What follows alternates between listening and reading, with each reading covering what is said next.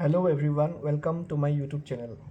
আজি মই আপোনালোকক এইটো ভিডিঅ'ত ক'বলৈ গৈছোঁ এনে এটা কোৰ্চৰ বিষয়ে, যিটো কোৰ্চ অসমত খুবেই আণ্ডাৰৰেটেড। বহুত কম সংখ্যক ল'ৰা ছোৱালীয়ে কৰিবলৈ দেখা পোৱা যায়।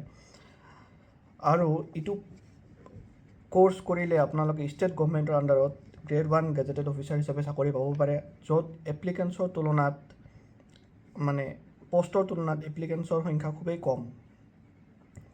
আমাৰ বেলেগ ষ্টেট গভৰ্ণমেণ্টৰ চৰকাৰী চাকৰিবিলাকত দেখিবলৈ পোৱা যায় যে 10টা পোষ্ট আহিছে, 10,000 মানুহ এপ্লাই, 20টা পোষ্ট আহিছে, 30,000 মানুহ এপ্লাই, 50টা পোষ্ট আহিছে, 45,000 মানুহ এপ্লাই কৰে, 15,000 মানুহ এপ্লাই কৰে। বাট এইটো পোষ্ট এনেকুৱা মানুহে গমেই নাপায় যে এইটো কোৰ্চ কৰিলে আমি এনেকুৱা এটা চাকৰি পাবলৈ সক্ষম হ'ম। বহুত কম মানুহে গম পায়, আৰু যিবিলাকে কৰে তেওঁলোকৰ ভাগ্য ভাল থাকিলে সময়ত পোষ্ট ওলালে তেওঁলোকে ইজিলি গ্ৰেড 1 গেজেটেড অফিচাৰ হিচাপে চাকৰি পাবলৈ সক্ষম হয়। তো আগলৈ ভিডিঅ'টো চাই থাকক ডিটেইলছত জানিবৰ কাৰণে।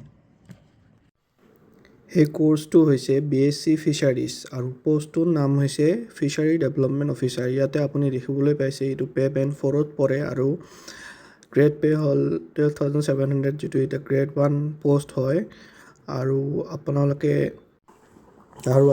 দেখিবলৈ পাব ইয়াতে যে আপোনাৰ 65টা পোষ্টৰ বাবে অকল 116 কেণ্ডিডেটছে এপ্লিকেণ্টছ আছে ইয়াতে।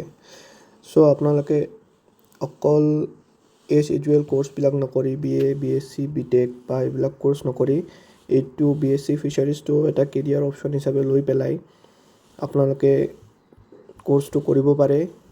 আৰু অসমত কোৰ্চটো উপলব্ধ হয় নিশ্চয়। আপোনালোকে ইয়াৰ ডিটেইলছ বিষয়ে আগৰ ভিডিঅ'ছবিলাকত গম পাব, নাইবা নিজে চাৰ্চ কৰি